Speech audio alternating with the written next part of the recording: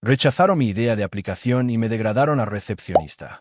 Pasé el año siguiente programando en la recepción, usando su Wi-Fi. Cuando mi aplicación llegó al número 1 en la App Store, la cara de mi jefe palideció al descubrir que yo era el dueño de la aplicación. Pero ya era demasiado tarde. Hola. Gracias por su continuo apoyo. Esto significa mucho para nosotros. Si disfrutan las historias que compartimos, suscríbanse amablemente a este canal. Sería genial si pudieran dejar un comentario de la ciudad desde donde nos están viendo. Podríamos darles un saludo en nuestra próxima historia. El saludo especial de hoy es para James Gardner de California. Nos alegra que disfruten nuestras historias. Ahora, vamos a sumergirnos en los detalles de la historia de hoy. Se suponía que sería una presentación de 10 minutos. La había ensayado todas las noches de la semana anterior, parado frente al espejo de mi baño, usando una revista enrollada como clique y haciendo como que el azulejo agrietado detrás de mí era la cara desinteresada del circuito. La aplicación era sencilla, una herramienta de gestión de flujo de trabajo diseñada desde las trincheras, algo simple, inteligente, discreto. No intentaba reinventar nada, simplemente hacía que las cosas fueran un poco menos horribles. La llamé Pulse porque eso era lo que rastreaba, el pulso del lugar, el latido olvidado enterrado bajo reuniones, pings de Slack, invitaciones al calendario pasivo-agresivas. Me dejaron hablar durante quizás 4 minutos. Apenas había terminado el primer caso de uso cuando el circuito se reclinó en su silla y sonrió, golpeando su bolígrafo contra sus dientes. El CEO, Mark, me interrumpió antes de que pudiera terminar la siguiente frase. Espera, ¿quieres que invirtamos recursos en algo que automatiza las invitaciones al calendario? Dijo, riéndose como si acabara de pedirle que financiara un puesto de limonada. Dios, Ellie. Sabía que eras organizado, pero esto es de otro nivel. Las risas recorrieron la mesa como el agua de un techo agrietado. Intenté seguir adelante, intenté terminar la presentación, pero nadie estaba escuchando más. Mi pantalla se reflejaba en sus caras desinteresadas. Los títulos de las diapositivas, como analizador de cuellos de botella de tareas y pronóstico de carga de reuniones, ahora parecían infantiles, como garabatos de crayón. Me quedé allí, sosteniendo el clique, con el corazón latiendo como si me hubiera tragado un altavoz. No estoy pidiendo financiación, dije en voz baja. Ya he construido el prototipo. Solo pensé. Pero no terminé. El circuito me despidió con un movimiento de muñeca, como si fuera un mosquito. No te pagamos para que pienses, Ellie. Eres de operaciones, no de producto. El cuarto se quedó en silencio por medio segundo, y luego se rió, haciéndolo sonar como una broma. Todos los demás lo siguieron. Incluso Clara, de Recursos Humanos, se rió. La había ayudado a reiniciar su impresora 3 veces esa semana. La miré, esperando un poco de solidaridad, pero ella no me miró a los ojos. Al día siguiente, recibí el correo electrónico. El asunto era estéril, transición de nuevo rol. Lo abrí a las 9:12 de la mañana, todavía tomando mi primera taza de café de la sala de descanso. Con efecto inmediato, me trasladarían a atención al cliente presencial, lo que significaba recepcionista. Sin discusión previa, sin problemas de rendimiento, solo una explicación cortés de que la empresa estaba remodelando los roles para alinear mejor el talento con las necesidades principales. En realidad, simplemente me apartaron de la vista. Ahora era el tipo que hacía pasar a la gente, preparaba más café y sonreía mientras ellos pretendían no verme. Pasé el resto del día desocupando mi antiguo escritorio, arrastrando mi monitor y teclado USB al vestíbulo mientras mis compañeros de trabajo intentaban evitar el contacto visual. Nadie dijo nada, ni siquiera Dios. El escritorio de la recepcionista tenía forma de herradura y olía a papel viejo. El teléfono sonó exactamente 17 veces ese primer día, y cada llamada se sintió como un puñetazo en las costillas. Lo descolgué, sonreí con mi voz y transferí llamadas a personas que solían sentarse a mi lado. Mi placa de identificación todavía estaba en una caja en algún lugar, así que la placa de latón en el mostrador simplemente decía recepción, como si ya no tuviera nombre, como si me hubieran reducido a una ubicación. Esa luz parpadeante sobre mí zumbaba sin parar, proyectando un temblor pálido sobre las suculentas falsas y los brillantes folletos de inicio que nadie recogía nunca. Cada vez que alguien pasaba a su verdadero trabajo, sentía el roce de la invisibilidad, como si me hubieran tragado entero y escupido como un mueble. Ojalá pudiera decir que esa noche volví a casa y lloré, que grité o rompí algo, o que llamé a mis padres para que me consolaran, pero no lo hice. Me senté en mi sofá de segunda mano, con el portátil abierto, el cursor parpadeando en un editor de código en blanco. Lo miré durante mucho tiempo, respirando ese regusto metálico de humillación, y luego comencé a escribir. No porque creyera que alguna vez me tomarían en serio de nuevo, sino porque necesitaba creer que no era lo que ellos decían que era, que todavía era capaz de construir algo con valor. No para ellos, para mí. Y lentamente, a medida que mis dedos encontraban su ritmo, dejé de oír la risa de Mark en mi cabeza. Dejé de ver la sonrisa del circuito. Dejé de reproducir la forma en que Clara apartaba la mirada. Lo único que podía oír era el código compilándose, y en el silencio que siguió, sentí que algo cambiaba, algo agudo, vivo y profundamente quieto. No rabia, todavía no, solo la tranquila certeza de un hombre que finalmente se había dado cuenta de que lo habían enterrado, no roto, y que todavía tenía tiempo para salir. Hubo algo casi quirúrgico en la forma en que me despidieron. Ningún correo electrónico dramático, ninguna discusión a gritos, ningún rastro de papel, solo una reubicación silenciosa en la recepción, como una mancha que no querían frotar. Solo movieron los muebles para cubrirla. Tardó 2 semanas para que la mayoría de la oficina registrara que no estaba ayudando en la recepción, que en realidad me habían reasignado allí. Algunos todavía me llamaban operaciones, otros simplemente usaban mi nombre como si todavía tuviera peso, pero lo vi en sus caras, ese cambio, esa inclinación de incomodidad. Nadie quería hacer preguntas que pudieran hacer que los reasignan también. Los días adquirieron un ritmo lento, como ruido de fondo. El teléfono sonaba lo suficiente como para recordarme que era reemplazable, pero no lo suficiente como para distraerme.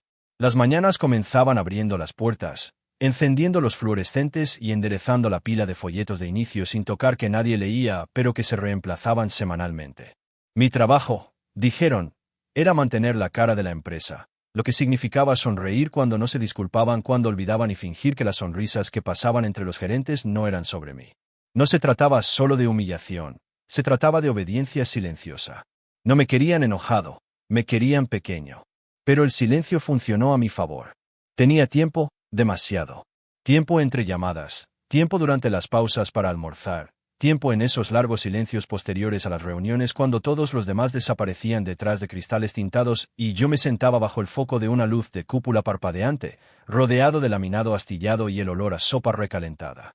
Ese tiempo se convirtió en un reservorio. Dejé de navegar por las redes sociales y comencé a dibujar diagramas en mi blog de notas, fingiendo que eran registros de llamadas. Instalé un IDE limpio en mi portátil, escondido detrás de una hoja de cálculo titulada Registro de visitantes y copia de seguridad.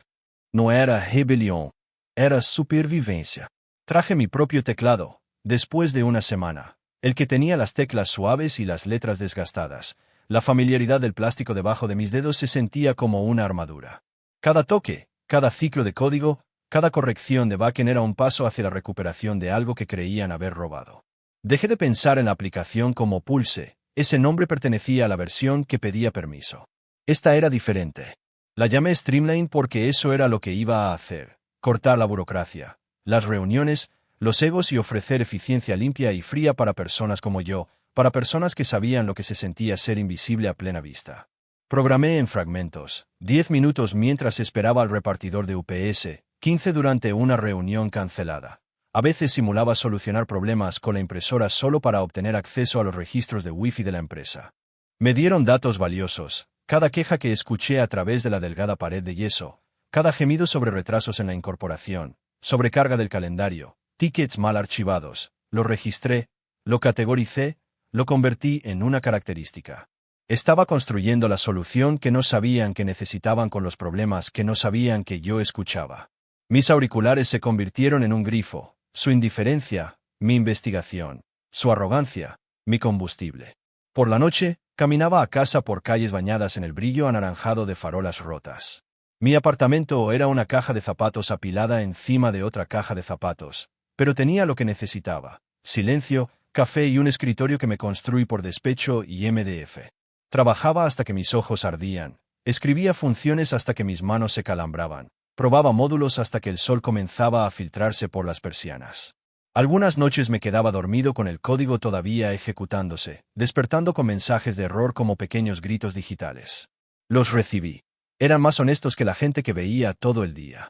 No había estrategia de lanzamiento, ninguna campaña publicitaria, ningún bombo. Cuando el MVP finalmente se unió, con huesos desnudos pero respirando. Lo publiqué en un grupo de Slack para asistentes remotos, enterrado bajo hilos sobre herramientas CRM baratas y memes de agotamiento. Escribí: construí esto para mantener mi cordura. Espero que ayude a alguien más. Sin nombre de empresa, sin enlace a mí, sin ego, solo una herramienta. Durante días, no pasó nada. Una descarga, luego otra, luego silencio. Me dije a mí mismo que no importaba, que esto no se trataba de ganar, que solo construirlo era una prueba de que no me habían borrado. Pero cuando el tercer usuario se registró, algo hizo clic en mi pecho, como una marcha que gira o una cerradura que se deshace. Al final de la segunda semana, Streamline tenía su primer suscriptor de pago. Se sintió como si el aire volviera a mis pulmones después de un año bajo el agua. No alegría, no orgullo, algo más profundo. Una satisfacción tranquila y arraigada. Podían quitarme mi título, ponerme bajo una luz y llamarme mueble, pero no podían detener lo que estaba construyendo. Ya no. Me habían degradado a recepcionista, y estaba usando su café, su wifi y su total falta de conocimiento para codificar la misma cosa que los reemplazaría. La primera notificación llegó mientras reponía las estanterías de aperitivos, una de esas tareas sin sentido que me daban para llenar los huecos. Estaba hasta las rodillas en una caja de agua con gas cuando mi teléfono zumbó silenciosamente en mi bolsillo trasero. Lo revisé por costumbre: nuevo usuario registrado en Solaceva. El nombre de usuario no se registró, pero no era spam. Era real. Alguien había encontrado Streamline. No me moví, simplemente me quedé allí, un kin en cada mano, sintiendo el peso. Era como escuchar el eco de tu propia voz en una habitación distante y darte cuenta de que hay alguien más allí escuchando. Intenté no pensar mucho en eso. Un usuario no era un movimiento, ni siquiera era una tendencia. Pero luego llegó otra notificación una hora después. Nuevo usuario registrado en J-Task Force, y luego 5 más en los 2 días siguientes. Era como ver cómo las brasas prendían fuego a la hierba seca, lento al principio, luego demasiado rápido para detenerse. Un incendio forestal virtual provocado por asistentes sobrecargados de trabajo, administradores independientes y supervivientes de empresas emergentes que habían visto el interior de demasiadas oficinas disruptivas que funcionaban con caos y carisma. Las reseñas llegaron poco a poco, cortas y directas, simple, rápido. Parece que lo construyó alguien que lo entiende. Leí cada una de ellas como si fueran cartas de amor a una versión de mí que no había sido pisoteada en el suelo del vestíbulo.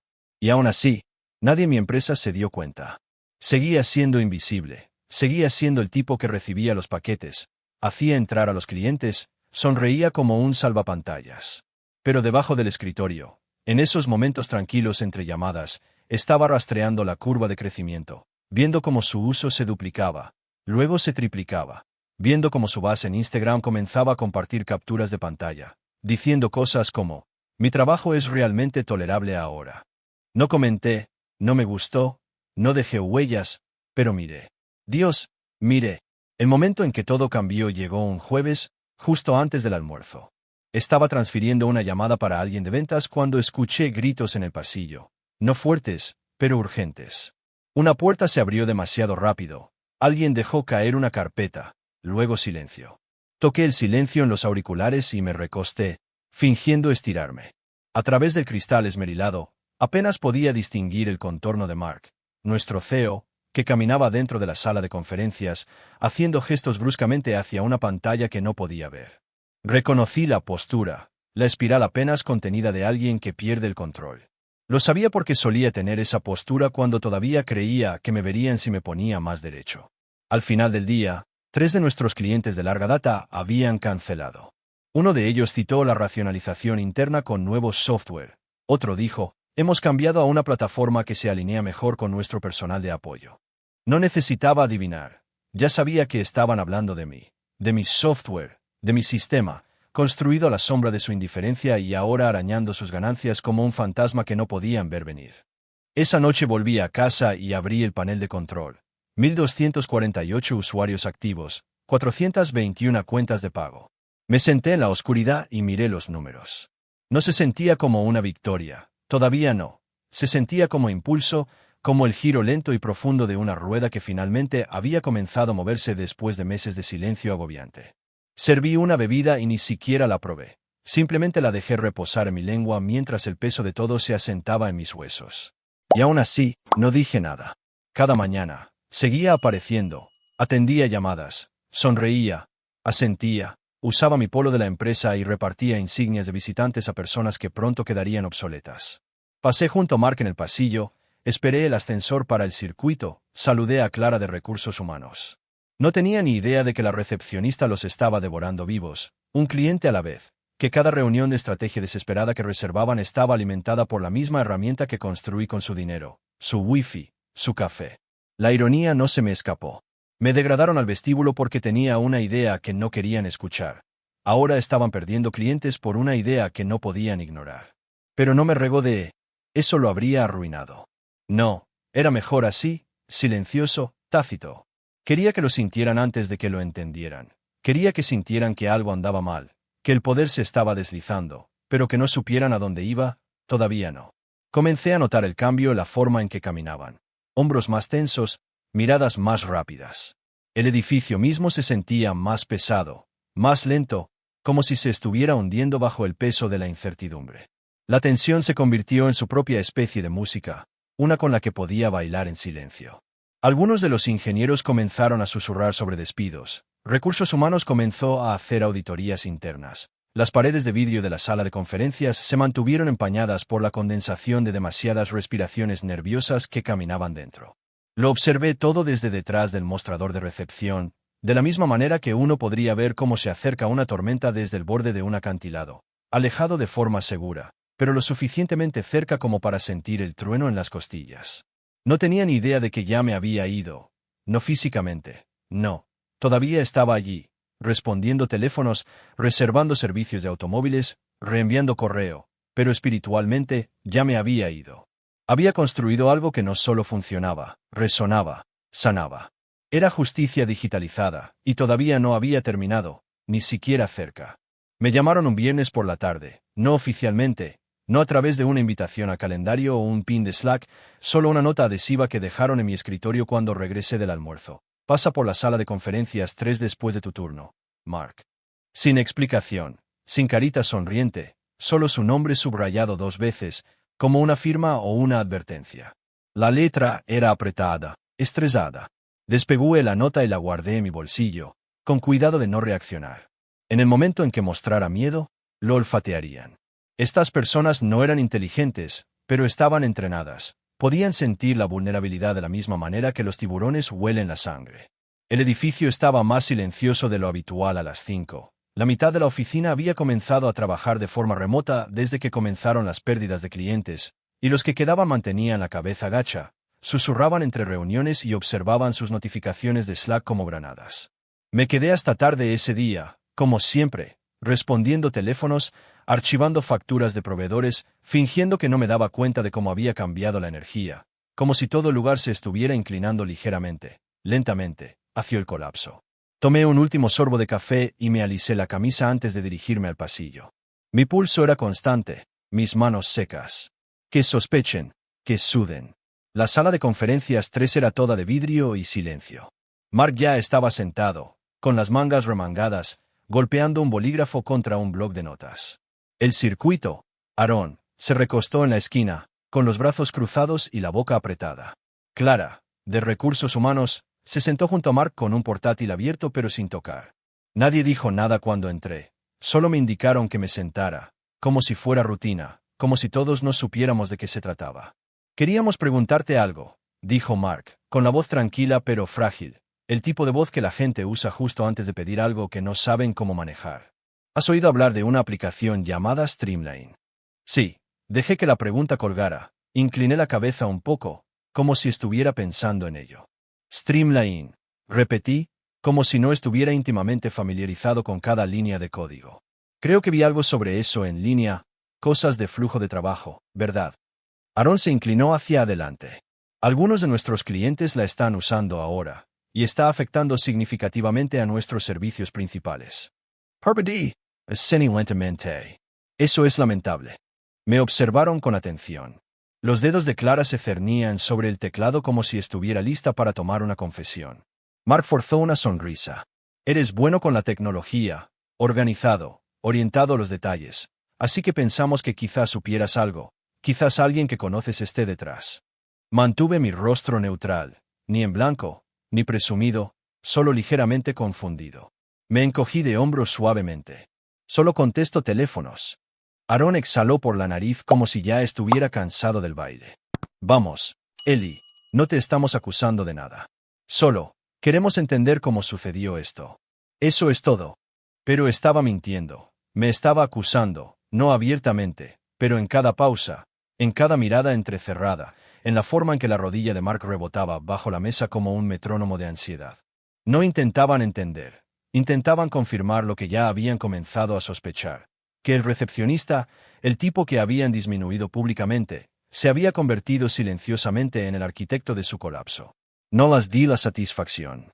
Ojalá pudiera ayudar, dije, pero honestamente, he estado bastante ocupado con el tráfico del vestíbulo. Ya sabes, los teléfonos sonando sin parar y todo eso. Mark se estremeció como si lo hubiera abofeteado. El vestíbulo había estado muerto durante semanas. ¿No insistieron más? No directamente. Mark se aclaró la garganta y asintió, un gesto forzado de despido. Bien, está bien. Bueno, si escuchas algo, haznoslo saber. Me levanté lentamente, me alisé los pantalones y les di la misma sonrisa practicada que usaba todas las mañanas detrás del mostrador de recepción. Claro. Y luego salí. Nadie me siguió. Nadie dijo mi nombre. Pasé por escritorios vacíos y luces parpadeantes en mi camino de regreso, toda la oficina bañada en ese brillo de la hora moribunda. El lugar parecía más pequeño ahora, como si la ilusión se hubiera encogido, como si el brillo se hubiera desgastado y solo quedaran huesos de plástico y ambición rancia. No volví al mostrador de recepción, no apagué mi estación ni empaqué nada, simplemente salí por la puerta y la dejé cerrar detrás de mí, silenciosa y definitiva. Afuera, el aire era más fresco de lo que esperaba, fresco, limpio. Saqué mi teléfono y abrí el panel de control de Streamline. Los números me miraban en la oscuridad. 4.867 usuarios activos, 1.337 de pago, más del 72% de las industrias a las que solíamos atender. Habían intentado enterrarme bajo la condescendencia y las luces fluorescentes. Habían sonreído mientras me entregaban mi propia humillación. Y ahora eran ellos los que estaban sentados en jaulas de vidrio, sudando bajo el peso de algo que no habían construido y no podían detener. Y yo no les había dado nada, ninguna respuesta, ninguna disculpa, ningún discurso de venganza ni monólogo de tierra arrasada, solo silencio. Porque el silencio, había aprendido, era más agudo que cualquier amenaza. No aparecí el lunes por la mañana. Ningún correo electrónico de despedida, ningún aviso de 2 semanas, ninguna caja de baratijas de escritorio ni mirada persistente en el vestíbulo de la oficina al que había sido condenado. Ni siquiera me molesté en iniciar sesión para consultar el horario. La placa de identificación permaneció en la esquina de mi mesita de noche, junto a un posavasos manchado de café y la última nota adhesiva que Mark me escribió. Ven a la sala de conferencias 3. La guardé, no como un trofeo, sino como una prueba de lo que creían que podían hacerme, de lo que casi se salen con la suya. Me desperté temprano, por costumbre, todavía medio esperando que la rutina me agarrase por la garganta. Ducha, camisa polo, cordón, café y un vaso de papel. Esa leve ansiedad por parecer lo suficientemente ocupado mientras no hacía nada en absoluto. Pero el peso que normalmente sentía presionando mis costillas no estaba allí. Por primera vez en más de un año, el silencio en mi apartamento no se sentía como una prisión. Se sentía como espacio. Se sentía como mío. Abrí mi portátil y vi cómo el panel de control de Streamline cobraba vida. 6.212 usuarios activos, 1.781 de pago. Más empresas de las que podía rastrear habían comenzado a integrar la aplicación en su día a día o habían sido absorbidas por completo por su automatización. Leí testimonios de trabajadores nocturnos, asistentes agotados, padres solteros que hacían malabares con trabajos administrativos, gente como yo, gente que nunca vieron venir. Y por cada reseña brillante, cada comentario que comenzaba con finalmente, algo que tiene sentido, sentí que algo se tensaba dentro de mí. No orgullo, ni siquiera alivio, solo quietud, una especie de silencio interior que decía, ya está hecho. Ya no pueden alcanzarte. La empresa envió 2 correos electrónicos ese día. El primero fue un control rutinario. Hola Eli, solo para ponernos en contacto. Haznos saber si hay alguna confusión sobre el turno de esta mañana. Espero que todo esté bien. El segundo llegó a última hora de la tarde, más cortante, más nervioso. Eli, por favor, ponte en contacto. Es importante. No respondí. El escritorio permaneció vacío, tal como lo dejé. Imaginé los teléfonos sonando en el buzón de voz, los paquetes acumulándose, los visitantes parados torpemente en la puerta sin nadie que los reciba, ninguna marioneta sonriente que suavice las cosas, nadie que cumpla con los requisitos. No era solo una recepcionista la que habían perdido. Era la historia de portada de una empresa en ruinas, y ahora las grietas se estaban mostrando. Imagino a Clara, de Recursos Humanos, respondiendo preguntas incómodas, a Mark caminando con la misma confusión que solía usar como arma contra los demás, a Aaron culpando a la entrada. Ese vestíbulo, una vez mi jaula, ahora era su señal de fuego. Pero yo estaba en otro lugar, en mi propio tiempo, escribiendo códigos sin auriculares atados a mi cráneo, sin ego corporativo respirando en mi cuello. Ya estaba rediseñando el panel de control del usuario de Streamline, optimizando el algoritmo de delegación de equipo, respondiendo correos electrónicos de un puñado de incubadoras de startups preguntando si estaba abierto a asociaciones. Todavía no había decidido, no tenía prisa. Después de todo, construí todo esto en las pausas entre su arrogancia. No iba a llenar mi vida de ruido solo porque finalmente tenía una voz. Lo que importaba más era esto.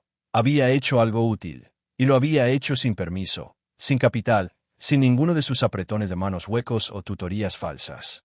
Me habían mirado y habían visto a una recepcionista, una administradora, un cuerpo para sentarse en silencio y sonreír. No entendieron que yo estaba observando, aprendiendo, construyendo, no porque fuera vengativa, sino porque estaba cansada de ser desechable. Me enseñaron algo importante, no sobre negocios, sobre personas, lo fácil que es reducir a alguien cuando crees que no puede defenderse, lo rápido que desaparece la empatía cuanto más alto subes. Pero también me enseñaron cómo volverme invisible y cómo usar esa invisibilidad como arma, cómo tomar el silencio y convertirlo en estrategia. Esa fue la verdadera venganza, no alzando la voz, sino construyendo algo tan innegable que ni siquiera podían hablar de ello sin atragantarse con su orgullo. Meses después, escuché a través de un amigo que la empresa despidió a casi un tercio de su personal. Se reestructuraron, intentaron cambiar de rumbo. Algunos de sus clientes restantes publicaron ofertas de trabajo que sonaban sospechosamente a recepcionista con experiencia en backend, lindo. Pero ya era demasiado tarde. El mercado había cambiado. El ecosistema había cambiado. Streamline estaba en todas partes, y ninguno de ellos podía decir el nombre sin estremecerse. No necesitaba verlos caer. Ese nunca fue el objetivo. No estaba esperando afuera de su edificio con champán y una sonrisa arrogante. No hubo monólogo, ni caída del micrófono, solo una mañana tranquila, una pantalla brillante y un escritorio propio. Mío, en todos los sentidos. Miré a mi alrededor y me di cuenta de algo importante. Nadie podría degradarme de nuevo, no porque fuera demasiado poderosa, sino porque había dejado de necesitar su permiso para ser completa. A veces pienso en pasar por la antigua oficina, solo para verla, solo para mirar a través del vidrio y ver si mi escritorio todavía está vacío. Imagino la puerta principal, silenciosa, automatizada, impersonal, nadie detrás del mostrador, solo un escáner de credenciales en blanco y un tazón de mentas polvorientas. Esa es la imagen que más me gusta, la ausencia, el espacio que dejé atrás. Porque en ese silencio hay una historia, la mía. Si alguna vez te han pasado por alto, te han marginado o te han subestimado, Streamline es tu historia de venganza. Un poco como si el silencio de Eli golpeara más fuerte que cualquier discurso. Suscríbete para obtener más historias de venganza de combustión lenta que no necesitan fuegos artificiales para dejar cicatrices. Deja un comentario. ¿Qué habrías hecho en el lugar de Eli? Nos vemos pronto en nuestro próximo